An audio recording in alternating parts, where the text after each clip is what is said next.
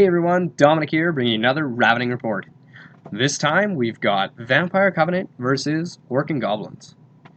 The game we played for this one was Counter Thrust with Breakthrough as the secondary. Taking a look, here's the table. So for terrain, we've got hill, another hill, forest, piece of impassable, and here's a quick look at my opponent's list. So he's got 2 units of Forest Goblin Raiders. He's got a Forest Goblin King on a Gargantula, and I believe he's got the Mad Zappa's bow. He's got a giant with a giant club, I believe is what he has. Over here he's got a big unit of common orcs with bows. Inside that unit he's got his Wizard Master of Shamanism, also a common orc. He's got a big unit of Iron Orcs in the center there, with his Iron Orc General on a boar. It's right here. These guys have got Mykonok's Totem, and I don't know what all his General has, but I can't quite remember what he was kitted out with. Anyway, we've got a unit of Common Orc Biggins. He also has his Iron Orc BSB in that unit, carrying that massive banner. Over here, he's got a Orc Chariot, and lastly, he's got a unit of Forest Goblin Raiders again. So for my list here, I'll just take a chance to go over it a little bit. I have a unit of 5 Vampire Knights with a Champion and Musician. I've got a unit of 8 Dire Wolves. I have a unit of, I think there is 37 Skeleton Spears, full command, and then they have the Banner of the Relentless Company. Inside of that unit, I've got a Necromancer Adept of Evocation, who's got the Talisman of the Void. Right next to that, we have a unit of Winged Reapers, and they've got paired weapons. Back here, I've got a unit of 25 zombies, I believe there is. And they have another Necromancer who is a Wizard Adept of Evocation. This guy's got the Necromantic Staff. Up here we've got a unit of 10 Wraiths, 4 Great Bats, and over here we have a unit of 11 Barrow Knights, full command on them, as well as they've got the Black Standard of Zavgod. Inside of that unit is the Army General. He's a Vampire Count, Independent Bloodline. He's got Arcane Knowledge. He's got the Eternity Gem, True Thirst, and Talisman of Shielding. On a skeletal steed, of course. Over here we've got another unit of 25 zombies, Banner Musician, and rounding it out, another unit of Winged Reapers with paired weapons. So that's kind of the list I've got for this one. There's a quick little Vanguard move over here, and you already saw I moved the dogs for Vanguard. And I believe we let the Orc and Goblins take turn 1. So he kind of moves up his line, not a whole lot. He's kind of keeping range over here. He didn't want to get close, and he's got some shooting, so he does Swarm of Insects, which goes off and does 2 wounds. And that's pretty much it. He goes into shooting after that and unleashes a bunch of bow shots. I think he tried to do Break the Spirit on these guys, but it didn't go off. Yeah, bow shots, kills off 3 Dire Wolves. Does a bunch of shots to the Winged Reapers over here, doesn't do anything. And then I believe these bow orcs shot at those Barrow Knights as well and didn't do anything. So turn 1 for Vampire Covenant. I decide that the Dire Wolves are going to charge. He can't stand and shoot. I think if I can do a wound or 2, he'll probably do wounds back. Possibly I'll survive with at least 1 guy left after Crumble, which will allow those Vampire Knights to move up pretty fast without getting chaffed. So We do that anyway, and the rest of my line kind of starts to move up. The one thing that these guys here are doing is the Wraiths and the Winged Reapers are trying to go up. I figured that Giant is a pretty decent target to do a walkthrough, and then the Winged Reaper should be able to clean up and then hopefully get into his backfield. These Winged Reapers are holding off. I don't want to get too close to that Gargantula. And yeah, that's pretty much it. We go into Magic over here. We do the Rot Within, and we sacrifice some zombies to do the boosted version on the Iron Orcs, which goes off. And that was pretty much it, actually. We go into combat. I whiff entirely, and he does not. Just butchers the unit even before it crumbles, so yeah, unfortunate, but that is what it is. That's what the table looks like as we start turn 2 for Orc and Goblins. So over here, it's a long charge, but he goes for it. That Gargantula is declaring a charge against the Winged Reapers. He fails, of course, and then the rest of the army starts to move up there pretty fast. Moves up with the Iron Orcs and the Biggins as well, and moves the Chariot just to the other side of the hill. He's still on the hill, and then kind of positions these so that if I charge, I can't get an overrun back there. He does the Waken the Beast for +1 resilience on these on the Giant here, which goes off, I believe. And they did Swarm of Insects on the Wraiths. Stop that one. Tries to do Break the Spirit on the Wraiths, and I think we let that one go off. He starts doing some shooting. Does only a single wound to the bats over here. He was trying to cause a bunch of wounds there. Take some shots over here, didn't do anything. And that was pretty much it for Orc and Goblins turn 2. So we go Vampire Covenant. The Knights declare a charge against the Raiders. The Winged Reapers declare a charge against these Raiders. And that was pretty much it. I moved the Wraiths through the Giant. Hindsight 2020, I should have gotten rid of the Spider Riders here, but that's okay. I was hoping to do a couple wounds to this guy just to soften him up for the Reapers, like I said. It didn't happen. I actually didn't even do a single wound. So, and I did suffer one from the Dangerous Strains. We go into Magic, and oh yeah, these guys, they marched right up into the face movement. We also parked those bats right in front of his unit so he can't get anywhere really. So Magic, we do a rise. We gain back some new skeletons over here. We gain back the wounds on the Winged Reapers over here. We go into combat. We wipe out the Raiders. We decide to overrun off the table, and we wipe out these Raiders. But we did take a wound and didn't gain it back. I just pivot on the spot like so.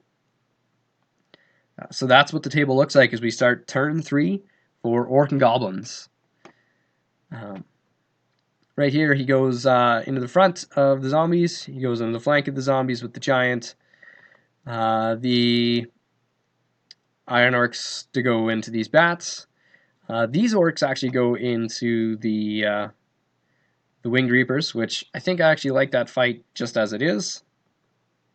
And they, with nowhere left to really maneuver, he was thinking about reforming on the spot and coming out this way.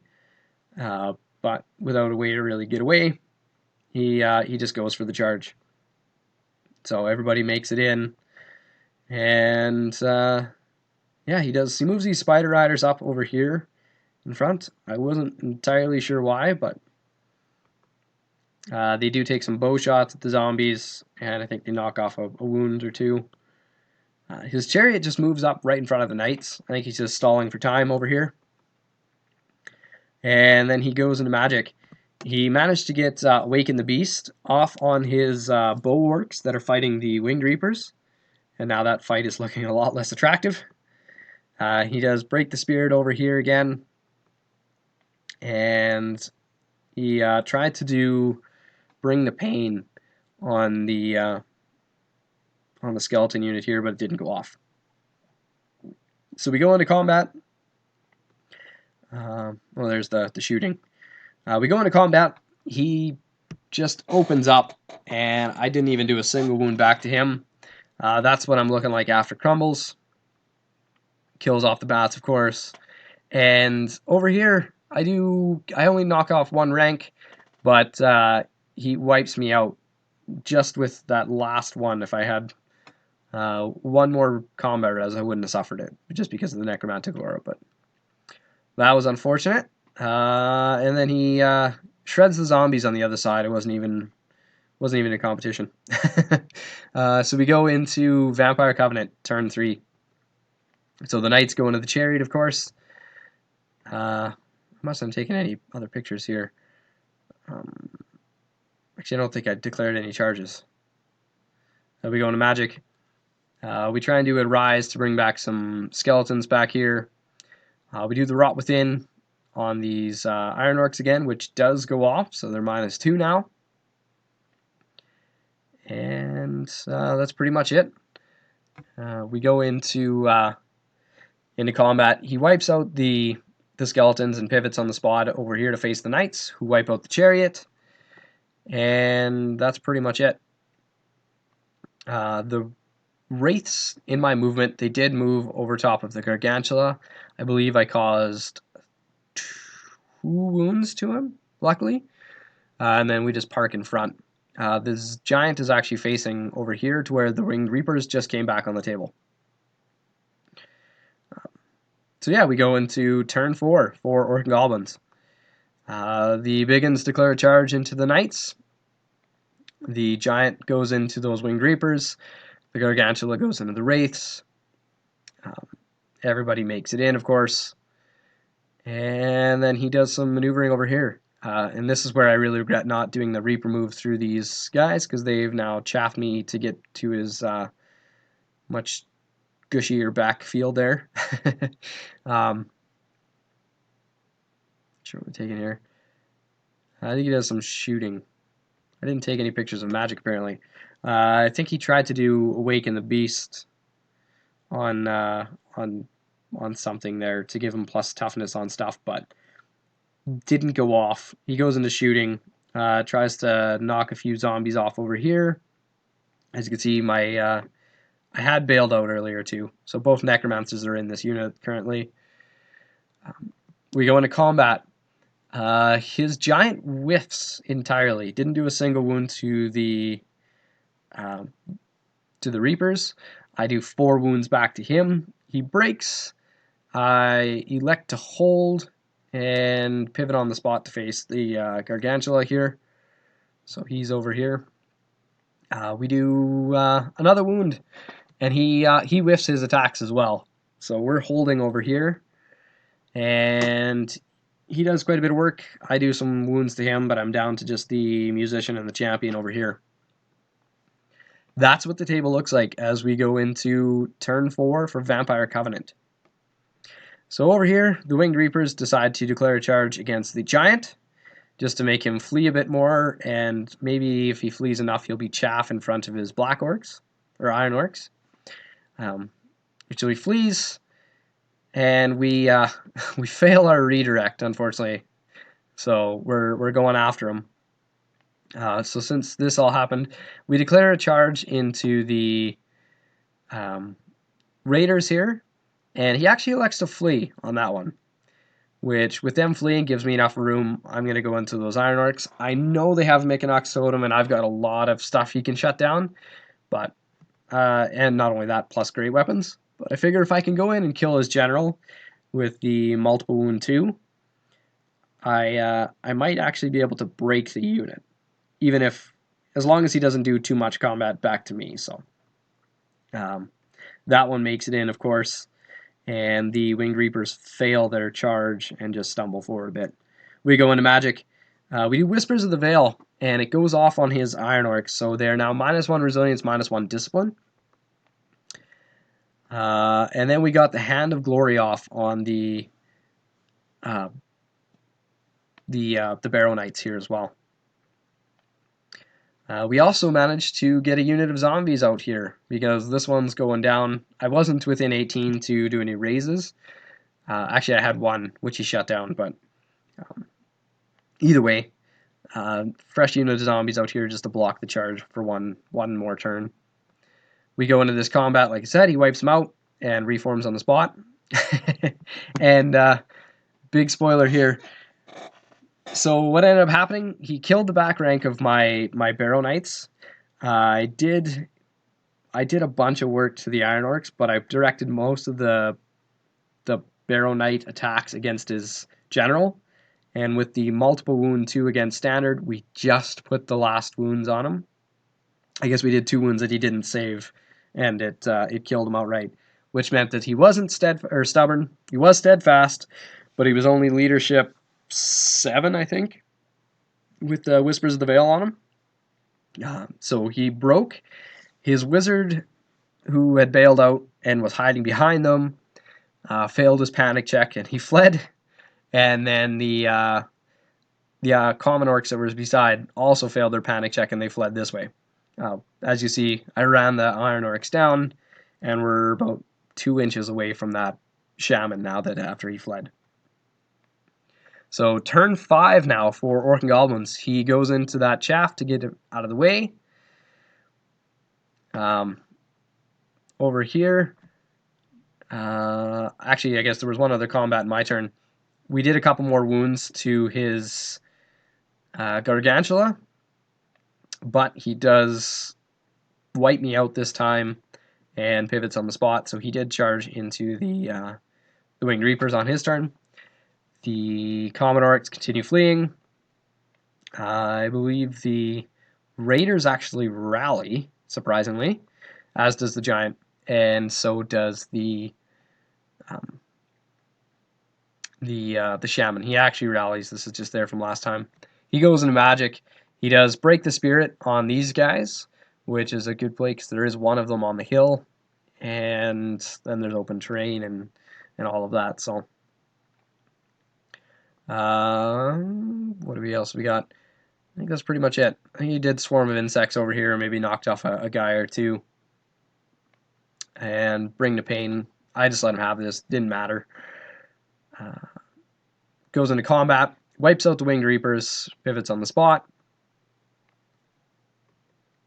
I think. Where else? This guy has got 1 wound left on him.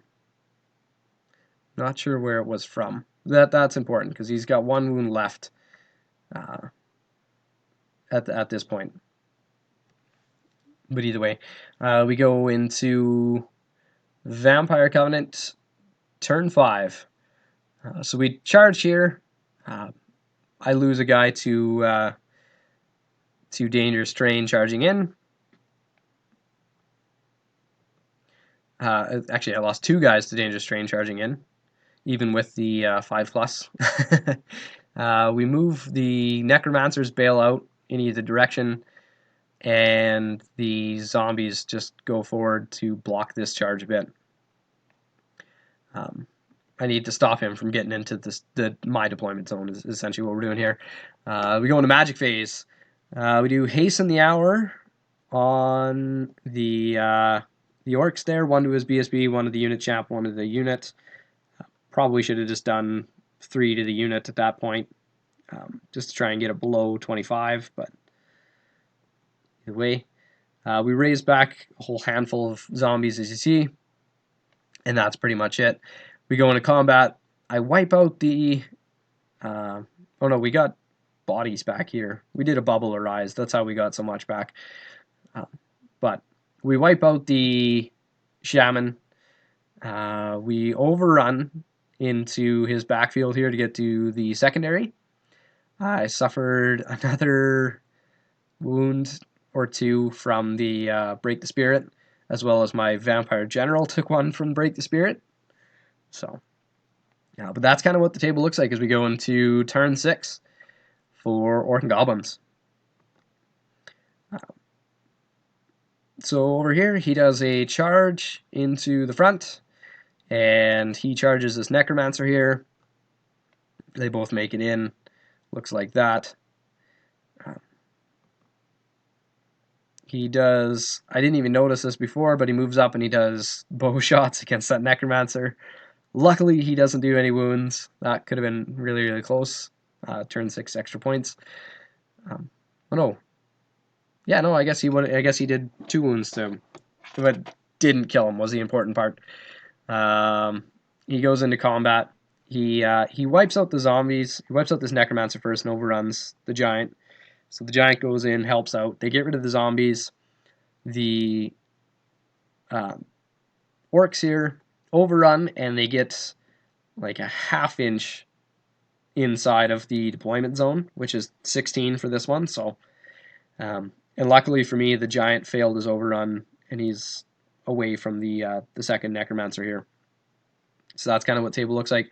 My turn 6, all I did was I spent dice to do that last wound to the Gargantula over here, and I think I may have raised some wounds back on the Necromancer, but it didn't make a difference because he was not giving up any points anyway. So that's where we decided to call it. Like I said, he is just barely inside the deployment zone, so the secondary becomes a tie, and we calculate the points, and it is a complete draw with all the bonuses from killing generals and whatnot. So really, really fun game. It was good back and forths the whole way, and we both enjoyed the comedy of errors that actually happened in the dice that you don't really see from the reports, but there was some interesting dice rolls either side of the table for this one. So hope you guys enjoy the battle. Stay tuned for the next one.